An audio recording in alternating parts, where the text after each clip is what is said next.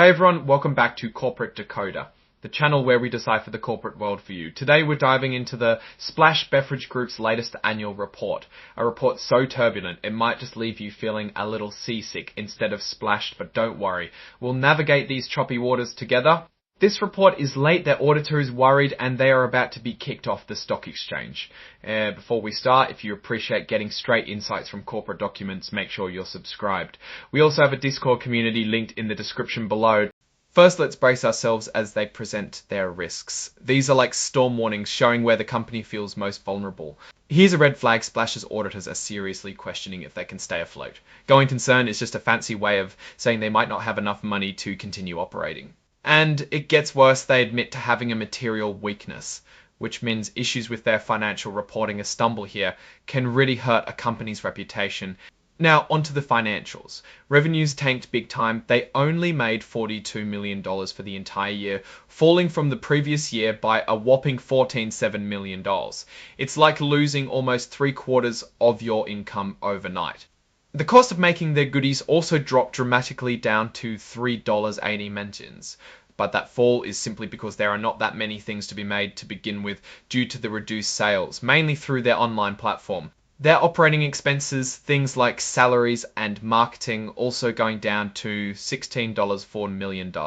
It means either they are saving money to survive or they are saving because there isn't much work to be done due to their operational troubles. Then we have other expenses where their interest expense continues to rise due to extra debt and some settlement expenses. Checking out the balance sheet now, let's pay attention to the essentials. The assets, which are everything a company owns. What do they have in cash? Just $15,346. That's not a lot for a company this size. The flip side, their debts liabilities, $5.2 million in bills they need to pay right now, which is a lot more than $15,000 to have on hand. And their accumulated deficit, or how much they've lost over the years, hits $155.8 million.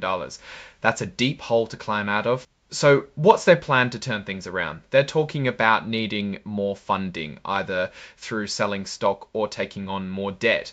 The problem is investors may be wary about offering more money to a company in the condition that this one is in. Because if things weren't complicated enough, they issued classes of preferred stock with different voting rights. They are literally scrambling to trade debt they owe for stock in an attempt to regain compliance with requirements of being on the stock exchange. And then we have other general risks, for example, about how an insufficient supply of water can significantly impact their manufacturing costs. They also talk quite a bit about managing their risk of being hacked or having their data stolen, which is very important. They depend on distributors and sellers, so if those relationships falter, they face serious trouble. They mentioned that potential taxes governments may seek to impose may further affect consumers' interest in their products. Of course, the biggest problem is continued listing, which puts the company on the brink of being delisted, kicked off the big stock exchange due to not meeting SEC requirements. Lastly, they are also dependent on one distiller in Mexico in order to make the tequila product. Because of this, they might see some risk in case the only distributor goes belly up. Speaking of all this, one big thing that they mention is how they can never tell when there will be demand for them. Speaking of issues that they face, they need to protect trademarks and trade secrets, or they may not be able to sell. Or anything bad that happens in the world to our company may drastically change consumers' opinions and decisions. Now, for the compensation of their key players, it is crucial to see how leadership is rewarded during these tough times. CEO Robert Nistico made $744,699 in total, with $30.24K in salary, showing the leaders are still making bank despite the company's problems. Also, CMO William Meissner made $581,000 in total compensation as well. Lastly, their meeting schedule, their board held 6 separate times, and these audit, resource management, and corporate management. This low number might indicate the need for more proactive management given their risky waters, and they meet the bar, so this isn't that bad of a risk. And lastly, a quick look at insider trading policies. They also have code of conduct just so nothing fishy is going on, or nothing so fishy that it's illegal and not justifiable with plausible deniability. As for the overall analysis, what are my thoughts after decoding this corporate report? The fair value of financial instruments seems to make promises of the company knowing their assets, which isn't the worst value to have. The general economic and political conditions could be a downside, and the regulatory changes and actions could always impact if the company chooses to play with fire, but this is normal corporate practices also, I'm told. On a serious note though, I think my biggest concern regarding Splash Beverage is their recurring sales.